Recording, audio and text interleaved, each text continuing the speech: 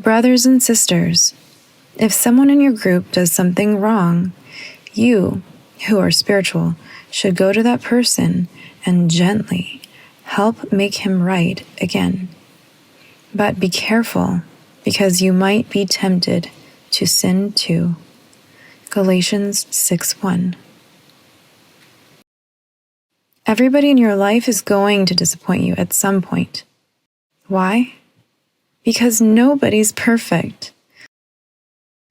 So how do you deal with disappointing people? How does love respond when people disappoint us? The loving response to people who disappoint you is to be gentle, not judgmental. How do you have tough conversations with people in a gentle way? How do you confront people you love when you see they're doing something they shouldn't be doing? The Bible tells us to do it gently and with respect, not harshly or in a rude or mean way. Here's a little equation to keep in mind. Right plus rude equals wrong. It doesn't matter if you're right. If you're rude about it, nobody's going to care what you have to say. They're just going to get defensive. So, you should respond in a gentle and a loving way if you want to get through to someone who has disappointed you. Proverbs 15:4 says, "Gentle words are a tree of life. A deceitful tongue crushes the spirit."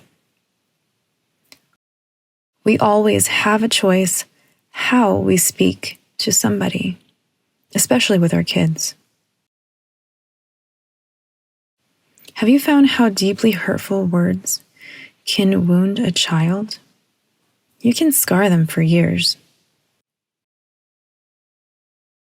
But the Bible says that kind words are words that will heal and help. So when your kids mess up, don't get on their case and tell them whatever you think they are at that moment. Give them a vision of how things could be. Speak words of life and health and hope into them, not harsh words of judgment. Be gentle. It's the same way in our marriages. How many marriage problems could be avoided if we just waited a beat and used words that are gentle and kind and not harsh or vindictive?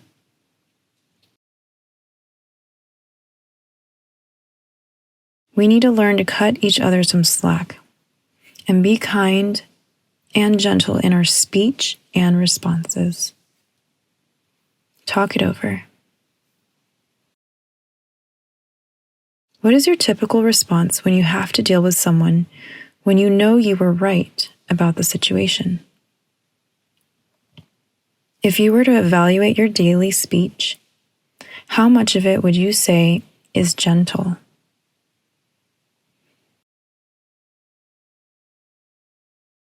Think of a time when someone disappointed you. How would a gentle response have diffused the problem and affected the outcome for the better?